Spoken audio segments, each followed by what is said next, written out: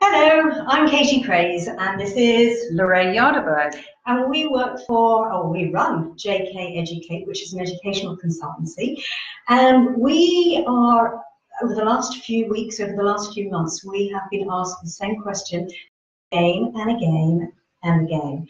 And we thought it might be very helpful to perhaps put online and have this Facebook chat with you on how we answer the question. And the question is, how do the changes that are currently happening in the 11 plus affect parents? What are the changes that are happening, and what does that mean to you? Now, Lorraine and I have a good background in teaching.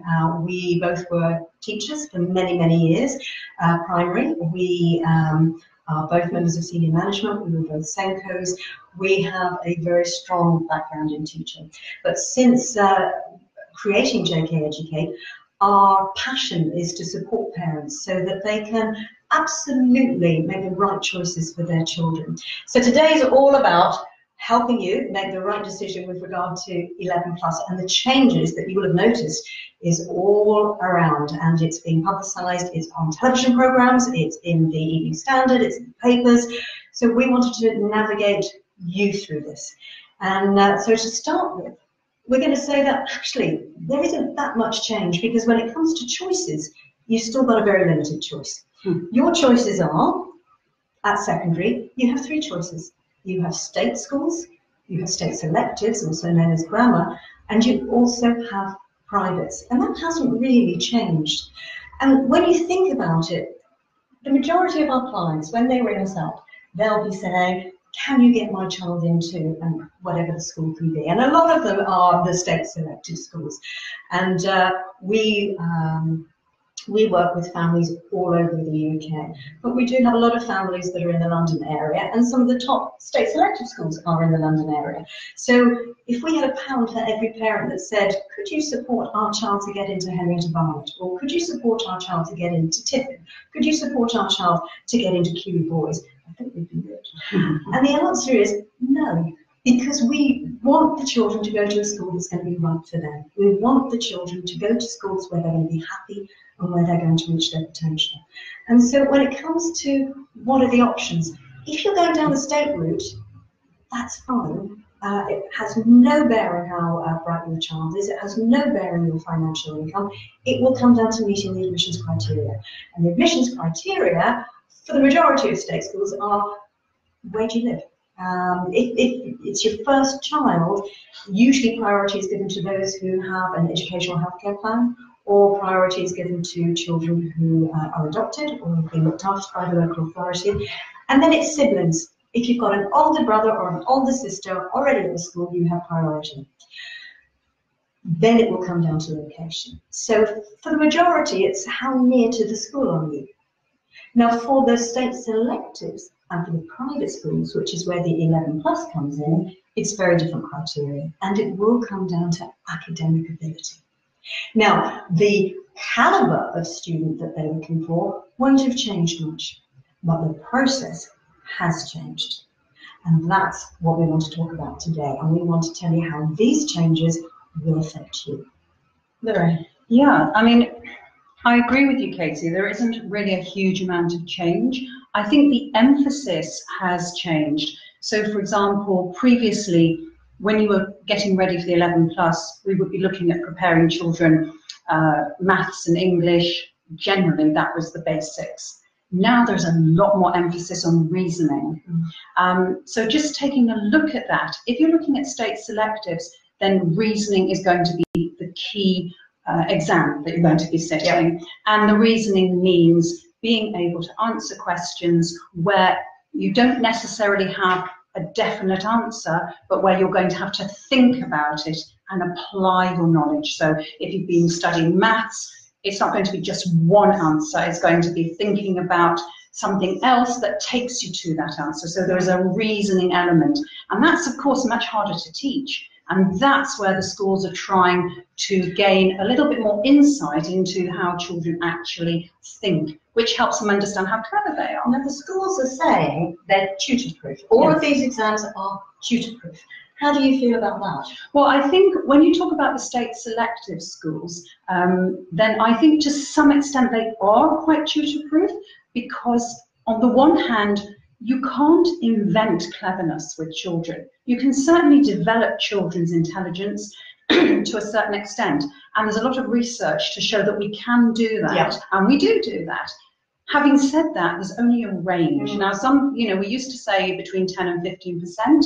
Now they're saying it could be much higher than that, and there's a lot of research going on with that. So at the moment, I would say they are quite tutor-proof. However, if a child is bright but has never actually studied the right levels of maths or the right levels of English, they are going to be disadvantaged compared to other children who have done, because the reasoning papers are, inside those papers, there's a lot of maths, there's a lot of English, and if they haven't got that, they're at a disadvantage. So I would say you do need a bit of tutoring in order to prepare you.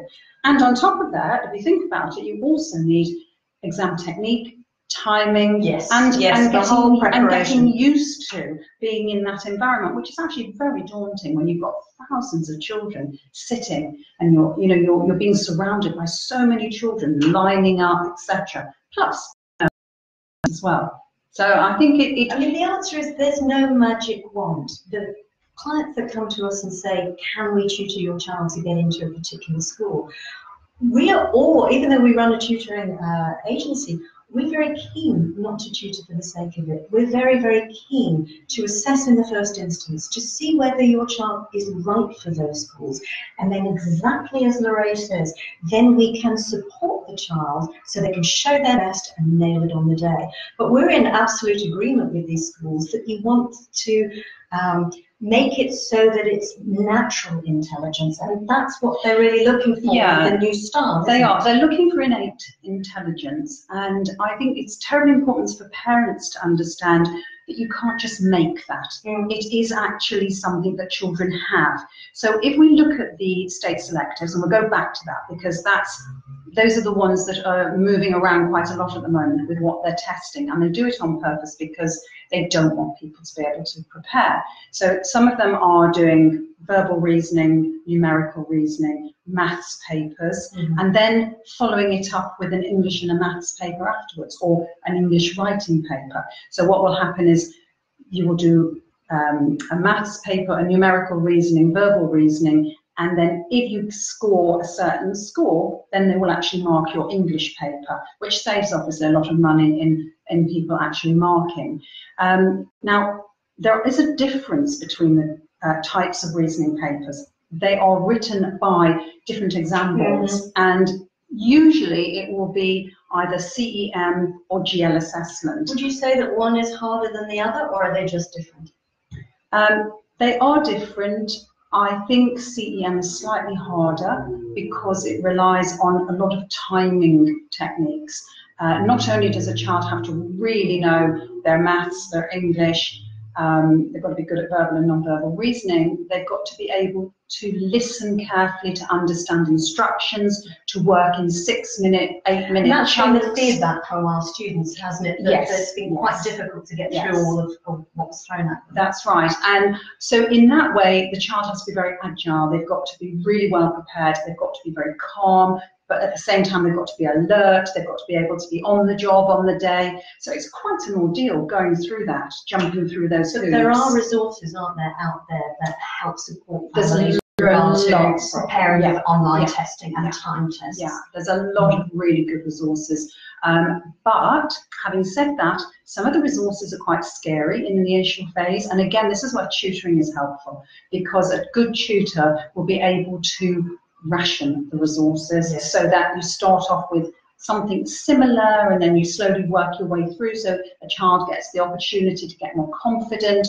The last thing you want to do is to bring in the big guns straight away and frighten a child off, which unfortunately people do. And it's really debilitating for a child to actually feel that they're so poor at something when they're probably not going to be. They're probably going to be quite good in the end, but they've gone at it from the wrong direction. So good tutoring helps with that. So the changes that you're suggesting are that they're becoming more CAT testing. It's more to do with cognitive ability testing. It is. But Yes. you're saying that there are still things that one can do as a parent, as a tutor, to support the child so they can show their best in these exams. Definitely. Do you, I mean, how do you go about doing it? Because you're in charge of the JK, we call it the JK Academy. So you're there supporting our tutors so that they can absolutely support in a very bespoke way all the children that are coming to us.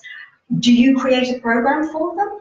Well, yes. I mean, the way that we look at it for state selectives, and we'll go on to the independents, we look at the two different exam boards, CEM and GL, and then we look at the schools that the children are sitting for, and we set up a program for each child so that they absolutely know where they're going with their prep for each of those schools. And we make sure, don't we, at the beginning that the journey is viable, because we'll do that assessment beforehand. It's got to be viable. Parents need to know whether it's from your class teachers, whether it's from the head teacher, whether it's from your own tutors that you have, but is that end goal achievable? And you don't know that by just looking at their English and looking at their maths. No. And you don't know that by knowing they're the top in the class where they live, because this is judged by standardised scoring. So it's one of the questions I get the whole time. Because it's UK norms. Where is my child? Exactly. How do I know? How can I monitor my child's academic ability? And it is very difficult, because what schools tend not to be doing so well at is testing the verbal and the non-verbal. They can give you a very good idea of how the child is doing in maths and in English, and they might be able to specifically say, compared to others in their year group. Yeah. But we need to know how they're doing against others nationally, because that's who they're competing with. And that will be the same in the actual exams. And that's age standard. So that's why we use GL assessment, don't we? But anything that's standardised, if you go to somewhere that says, even if it's a school and they got 80% in the test, well, 80% means nothing. It's a raw score. What if that was the lowest score? Exactly. Or you'll get a child who gets 50%. Doesn't sound great, but it was the highest score. So you've always got to put it into context, and you do that by standardised scoring. We take a lot of calls from parents.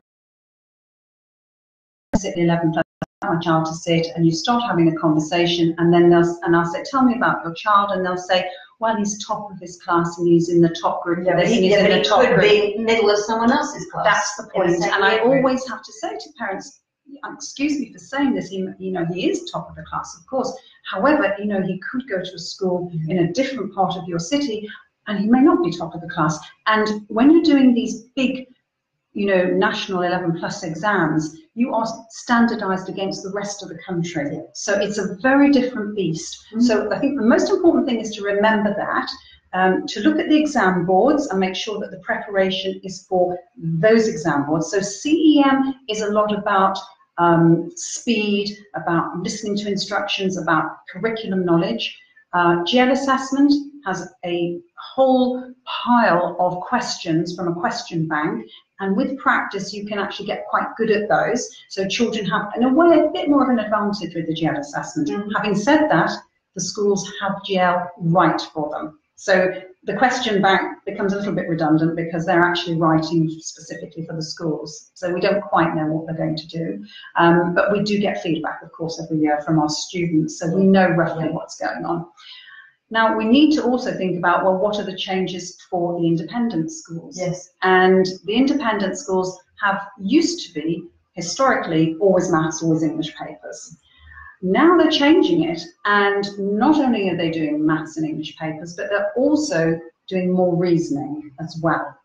And not only are they doing reasoning as standard exams, they're bringing it into the interview piece. So they are indeed. Casey, I'd like you to just talk a little bit about, your experience of the interviews. The interviews, historically, when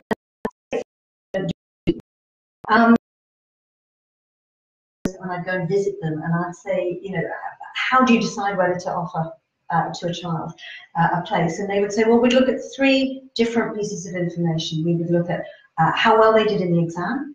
We would get some background information from their primary school, and we would also see how they do in the interview. And based on all of this information, we'll decide whether to offer. And then I would say, which is more important? And then say, well, you know, equally I value all elements. More and more emphasis now is going to go on to the interview. Because again, it's a more holistic approach. They're not looking to see how clever your child is anymore at the interview. That's right. They're looking to see how well are they fitting with my school, how well do they think on their feet, what's their emotional development like, what is their cognitive development like, what is their social. They're looking at all elements, and they're going to be really looking at not just how the child interacts with the adults, whether it's the head teacher, whether it's the deputy head of year 7. They're also looking at how they interact with each other. Definitely. Do they show respect? Do they take turns? Do they listen to each other? Leadership, qualities, etc. And you just reminded me of the incidents we've had this year where the children are very bright academically and have passed through, sailed through the exams, and then have failed at the interview stage because they didn't realise that they had to apply themselves the way they did in that interview, and they were really surprised about that. In the past, interviews were tick box exercises. Exactly. You'd have like a 10-minute, 15-minute interview. And you were almost, often you were guaranteed a place, you know, just by the fact you had an interview. Now they're changing it, so it could be half-day interviews. Now, some schools have been doing this for a long time, but it's where you have lots of different activities. You could have taster lessons. You could have group sessions whereby the children get given a task to do, and it can be any type of task, but the idea is they've got to liaise with each other, they've got to negotiate with each other, they've got to interact with each other, and they've got to produce something as well, and every stage of that is being judged. Absolutely. And somebody is observing, and every single conversation is being observed and noted. So is behaviour. Yeah. And that's and children let their guards down. And you know, when I'm doing interview prep, what I said to the children is, I want you to be you. I don't want you to go in there and second guess what you think you should say or what you should do. I want you to be you, but you have to be the best version and the best behaved you that you can possibly be. But it is important to prepare the children for the interviews, because you can't prepare them for the answer because you don't know what's going to come up. But we really want them to know what the tutor or what the school is looking for, and for them to go in with confidence, so that whatever they get given, they feel confident that they can answer it. It was interesting actually last year when we did our own interview sessions, when we were prepping children for what it would be like. And I was working, you know, doing the observation work, and it was really interesting to see how the children interacted with each other across the table, who was leading, who wasn't, who'd given up, who hadn't. And it was surprising because having all of the children's results in front of me, knowing who was who, you really can tell a lot from an interview. You can tell a lot from an interview, and it was very revealing, because after a while, if the activities are engaging enough for the children, you start to see the true self. So I think it's actually a very good way of assessing children, and I think it's positive that they're doing this actually. And what the schools say when I ask them is, what are you looking for? When you are looking at the children, how do you know what to look for? And it's actually, they say, and it makes a great deal of sense, I'm looking for a child I would like to teach. I'm looking for a child that I would like to have in my class. Exactly. And, you know, that makes sense. That really does. Well, and you can also say, well, you know, can you tutor for that? Is the interview a tutor-proof situation? You can prepare. Exactly. But you prepare the child to be the best version of themselves. And to make sure that they understand mental agility, in maths, for example. Because there are different stages, even with the, even in these days with the changes, you still will get an element of independent interviews where it's individual. So you can have taster lessons, you can have group work, and then you can have an individual interview. And with those, that falls into two different categories. You could either have an academic individual interview, whereby they're looking to see the way the child thinks. So they could give them an English activity, comprehension exercise. Absolutely. It could be a Sudoku puzzle, it could be verbal reasoning, words in context, all of that. And again, you can't prepare a child for that, but just prepare that they will be given that. Yes, and also making sure that they've got the right level of vocabulary, that they know the words Yeah. that are likely to come up And across their age range. And if they're reading, make sure that they read with meaning, with expression, Exactly. with understanding. Yeah. But you also get the pastoral side to the interview, and that's very, very good fun. But that's also where it's changing, isn't it? Because making it more into kind of critical thinking type questions. Absolutely. Rather than There's the no more, right, tell me about your family, tell me about where you live, tell me about your school. They're doing less of that and more, when is it okay to tell a lie? Absolutely. For example. Is it right that football players earn more money than doctors? Exactly. Yeah. Or my favourite, which is still my favourite, which is what colour is Tuesday? I think that's a. And what sort of pizza topping would you be? What sort of pizza topping is a good one as well? But it always has to be followed up, and that's the thing we always tell our children: is there is no wrong answer. Have an answer, your answer, but then always back it up with a reason why. And it's all about thinking. And once the children understand that they've just got to think this through and convincing in their thinking, that's what the schools are looking for. And the beauty of it is, because I've been doing this for years now, and I've been repeating the same question sometimes for years, and every time I do it, a child will come up with a different answer, and it tells you so much about that child. Absolutely. It's absolutely brilliant. Did we let the audience know that if you do have any questions, please do feel free to let us know? Yeah, absolutely. I mean, I think that the issue around assessing the children through their ability to apply their knowledge is very important. So if we're looking at the main changes that are taking place, it is around application of knowledge. So when you're preparing children to do any type of 11+ tests, they do need to be able to think on their feet and know their stuff. And realistically speaking, if they don't, they're going to find it very difficult.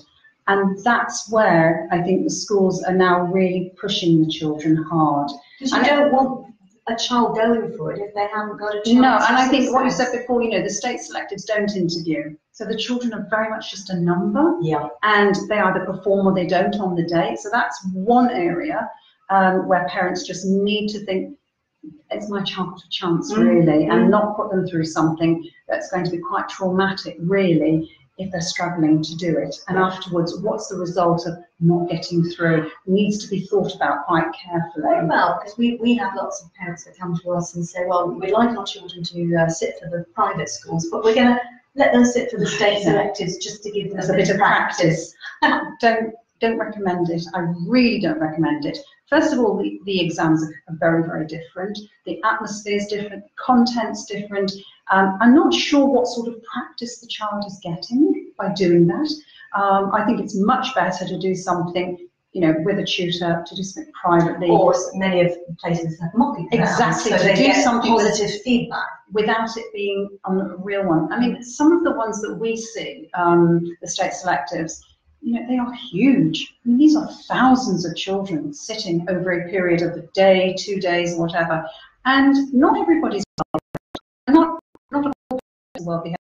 Children are well behaved in that process, and it can be very off-putting. So I'm not sure I would have ever advised. We don't want to knock the children's confidence. No, exactly. Their confidence needs to be there, and it's better to practice in a safe environment, which a mock exam would be a safe environment. And that's why tutoring is helpful, because a child can then learn the ropes through the tutor, make their mistakes through the tutor.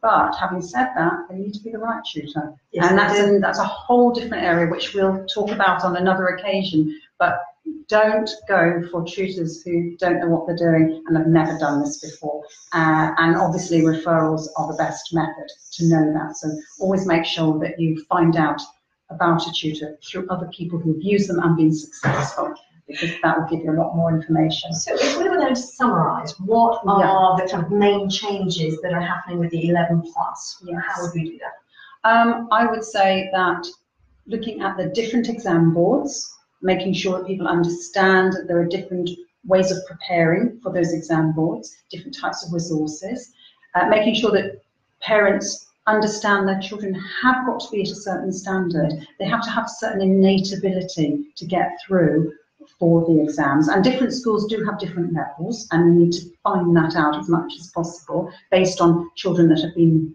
got in previously, that gives you a fairly good idea if you're in a community of who's going to get in and who isn't. That doesn't mean that you shouldn't have a go for it, but do it with an open mind and a secure support system for your child, not hyping it up, not discussing it, not getting too involved in it, but actually sitting back and going, we're going to have a go for that, and we'll just do a bit of preparation and keep it sort of low profile with the whole thing so that it doesn't build up into something huge, and the child can go and calmly through the exam and come out the other side. And if they don't make it, it's fine, because there was always a chance that might happen, and if they do make it, it's celebration and success, of course.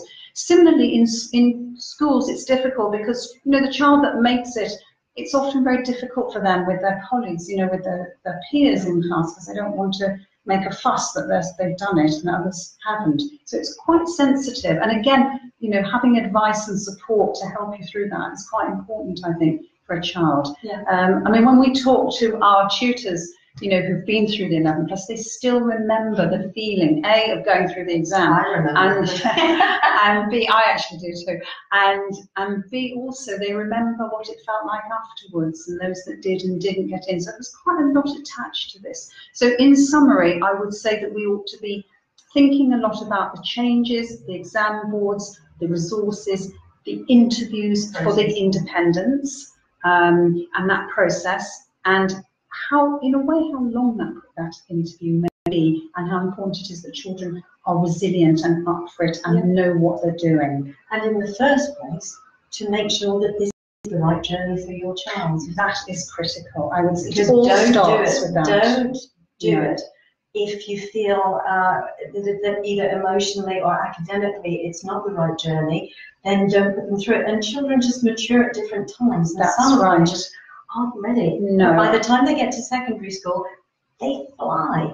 And they need to thrive there. They need to be happy and they need to thrive. And that's the main point of going on to secondary school, to go somewhere where that's going to happen. And for some children, it's going to a very academic school. Yes. They'll be happy and thrive. Which is good. But that doesn't mean it's a better school. No. It's just it's right. It's better for that child, and for others, it's going to be something different. Absolutely. So I think that's really important. Do we have any questions at all that we need to look at? We've run out of time. We've run out of time. Thank you very, very much for listening to us. And yes, we hope to see you again soon. Thank you. Bye-bye.